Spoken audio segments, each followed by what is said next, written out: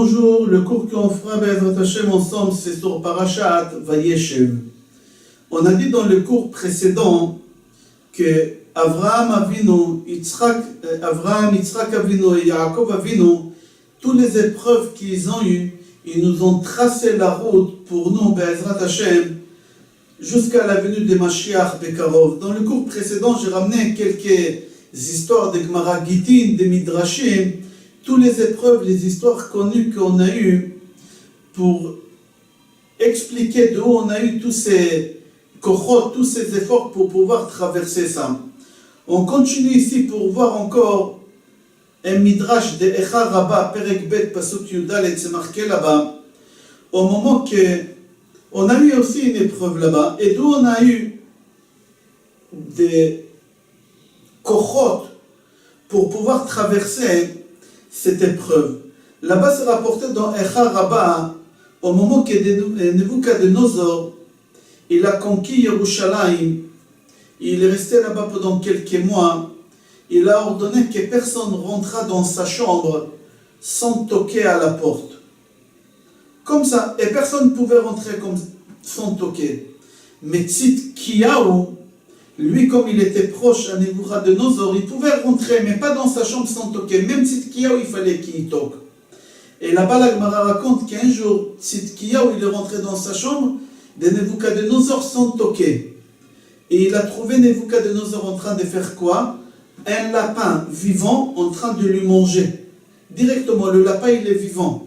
Et il s'est expliqué, il a dit, moi je dois tuer beaucoup de gens, je me trouve en guerre tout le temps. Et pour avoir un cœur dur, il faut que je mange, quelqu'un m'a dit, il faut que je mange des animaux qui sont vivants.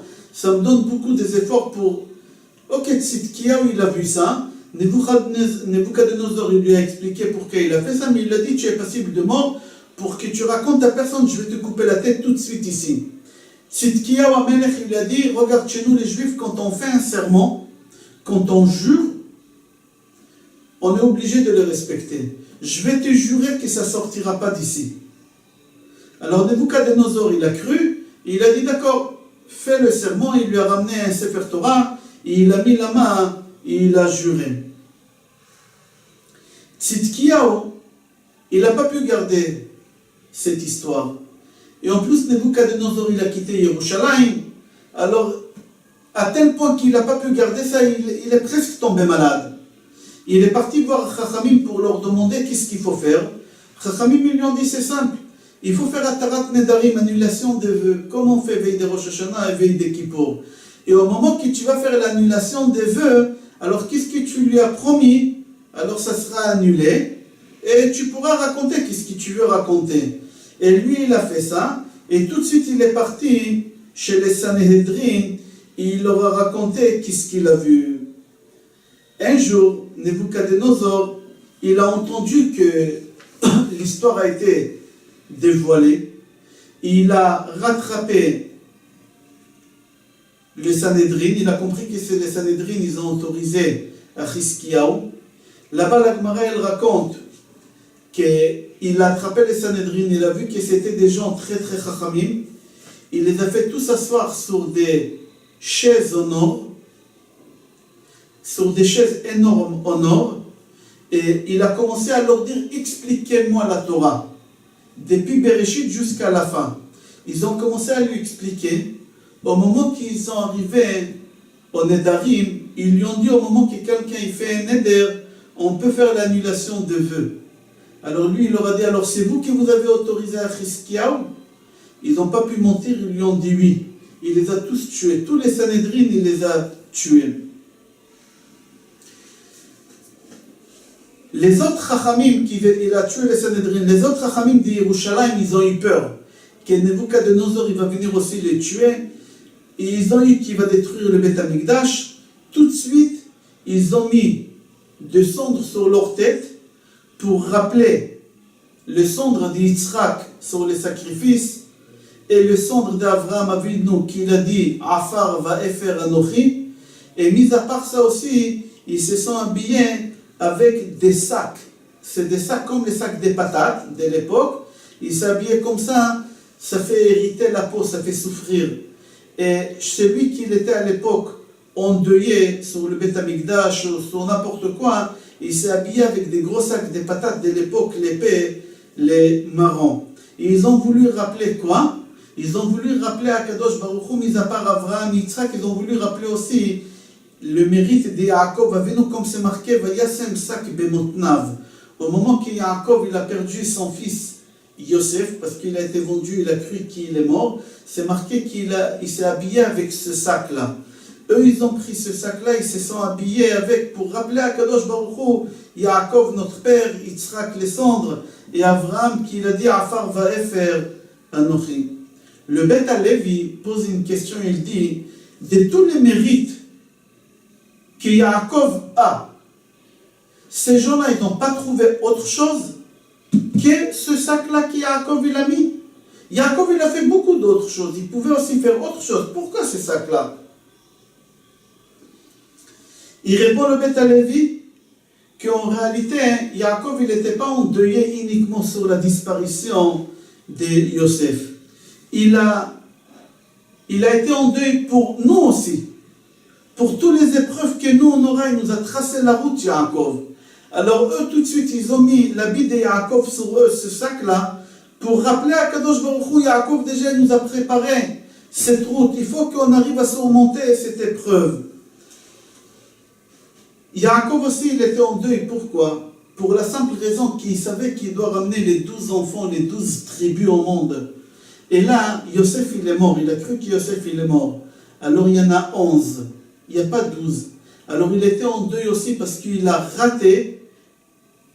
Akadosh Baruch Hu lui a donné une mission de ramener les 12 enfants. Il n'a pas ramené les 12 enfants. Il n'y en a que 11. Alors il était en deuil. Il était en deuil, pourquoi? Parce qu'il était sûr qu'il va perdre son monde futur. Alors il a essayé avec des prières, avec beaucoup de choses qui faisaient rattraper le monde futur.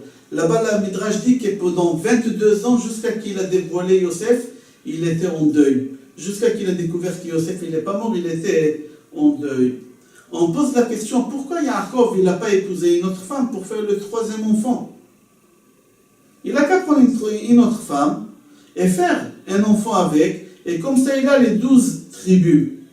Alors on dit que dans Perek Lamed Aleph Pasuk Nun, on voit là-bas que son beau-père Lavan, il a fait jurer Yaakov de ne pas prendre une autre femme à part ses filles Rachel et Léa. Et Yaakov, il ne peut pas annuler ce serment-là. Il ne peut pas. Pourquoi? Parce que c'était un serment entre Ben Adam Lachavero. C'était entre deux amis, deux proches. Et un serment entre deux proches, on peut pas, le Bédine ne peut pas l'annuler. C'est vrai, pour une mitzvah, on peut annuler. Là, c'était une mitzvah. Mais Yaakov, il a dit, va expliquer à Lavan, mon beau-père, c'est une mitzvah, les 12 tribus. Il va dire, c'est quoi ces histoires-là? C'était un rachat, il ne comprenait rien du tout.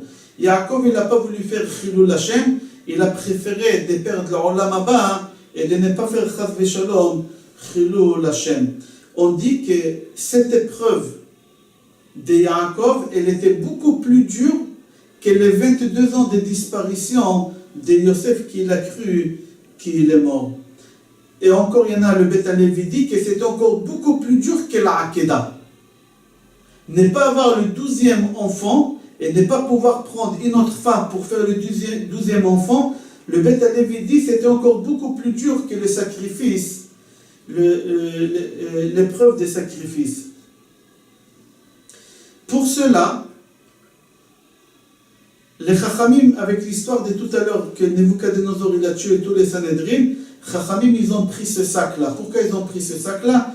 Ils ont dit c'est la plus grande épreuve que Yaakov il a eu pendant ces 22 années qu'il n'a pas pu prendre une femme pour faire le 12e.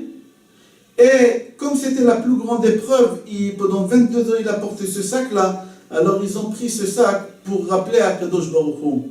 Qu'est-ce qu'on voit de cette histoire? Que nos patriarches, toutes les épreuves qu'ils ont eues, c'est pour nous aider à surmonter nos épreuves. C'est impossible qu'aujourd'hui, il y a quelqu'un au monde, il a une épreuve, et cette épreuve, nos patriarches, ils ne l'ont pas eue. Si aujourd'hui tu as une épreuve, tu es obligé de la surmonter, cette épreuve. Que ce soit une épreuve avec les enfants, avec la femme, avec la parnassa, avec le patron, N'importe quelle épreuve, nos patriarches, ils les ont eu. Si Akadosh Baruch Hu, il t'a donné cette épreuve, tu peux la surmonter. Parce qu'Avraham, Yitzhak et Yaakov, ils t'ont tracé déjà la route. Je vous souhaite Shabbat Shalom, Bracha ve'atzlacha et Kol Tov.